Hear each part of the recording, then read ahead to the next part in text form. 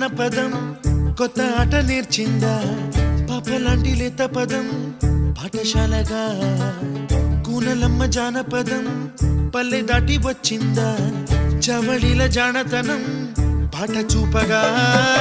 కుంచెలో దాగే చిత్రాలు ఎదురొచ్చేలా అంతటా